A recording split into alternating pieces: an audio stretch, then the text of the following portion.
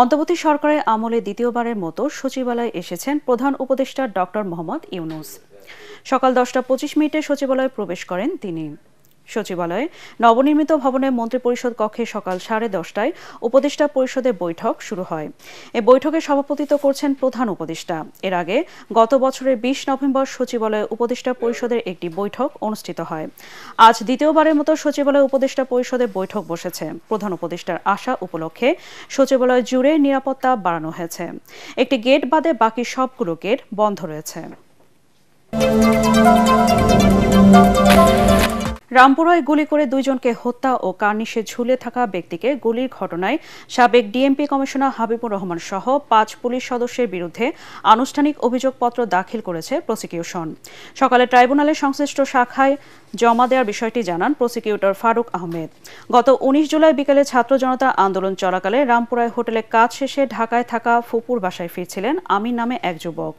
বনশ্রী মেরাদিয়া সড়কের দুই পাশে পুলিশ ও বিজিবির গাড়ি দেখে ভয় প্রাণ বাঁচাতে পাশে থাকা একটি নির্মাণাধীন 4তলা ভবনের ছাদে উঠে পড়েন তিনি।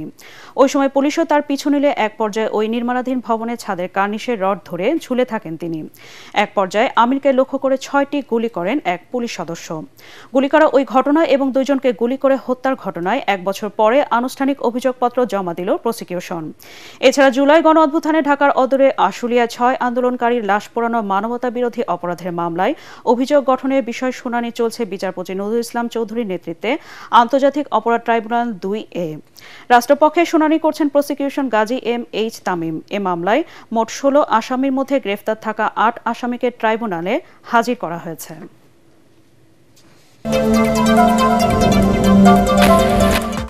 আওয়ামী অপশাসনের বিরুদ্ধে জুলাই আন্দোলন কোনো দল বা ব্যক্তির একক নয়, এটা সবার বলে মন্তব্য করেছেন বিএনপির ভারপ্রাপ্ত চেয়ারম্যান তারেক রহমান। শহীদদের আত্মত্যাগে পাওয়া ফ্যাসিস্ট মুক্ত বাংলাদেশকে নতুন করে গড়ে তুলতে আহ্বান জানান তিনি। তার সহধর্মিণী ডাক্তার জুবাইদা রহমানের বাবা ও সাবেক নৌবাহিনী প্রধান রিয়ার অ্যাডমিরাল মাহবুবুর রহমান খানের 41তম মৃত্যুবার্ষিকী উপলক্ষে আলোচনা সভা ও দোয়া মাহফিলে একথা বলেন তারেক রহমান। লন্ডনের রয়্যাল রিজেন্সিতে মাহবুবুর রহমান খান স্মৃতি সংসদ আয়োজিত অনুষ্ঠানে বিএনপির ভারপ্রাপ্ত চেয়ারম্যান বলেন, দেশের মানুষের পাশে সবাইকে দাঁড়াতে হবে, কাজ করতে হবে দেশের জন্য। স্বৈরাচার মুক্তির আন্দোলনে সারা বিশ্বের বাংলাদেশি প্রবাসীদের ভূমিকার প্রশংসা করে তাদের প্রতি ধন্যবাদ ও কৃতজ্ঞতা জানান তারেক রহমান। এ সময় লন্ডন বিএনপির নেতারা ও ডাক্তার জুবাইদা রহমান উপস্থিত ছিলেন।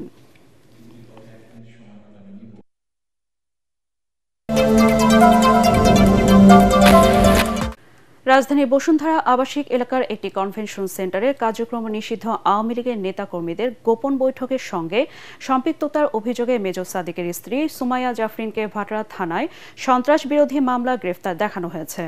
এর আগে তাকে ডিবি হেফাজতে নেওয়া হয়। আজ আদালতে তুলে 7 দিনের আবেদন জানাবে police. DMP DC media Talebur Rahman বলেন, তার বিরুদ্ধে স্বামীর সঙ্গে ওই প্রশিক্ষণে অংশ নেওয়ার অভিযোগ রয়েছে। গত 8 জুলাই সকাল 10টা থেকে সন্ধ্যা 6টা পর্যন্ত কেবি কনভেনশন সেন্টারে অবসরপ্রাপ্ত সরকারি কর্মচারী, ছাত্রলীগ ও আওয়ামী লীগের নেতাকর্মীদের গোপন বৈঠক হয়। এই ঘটনায় 13 জুলাই সন্ত্রাস বিরোধী আইনে ভাটারা থানায় পুলিশ বাদী হয়ে মামলা করে। এই মামলায় গ্রেফতার 22 জন বর্তমানে কারাগারে আছেন। 17 জুলাই অভিযুক্ত সেনা কর্মকর্তা মেজর সাদিককে তার নিজ বাসস্থান উত্তরা থেকে আটক করে সেনা হেফাজতে নেওয়া হয়।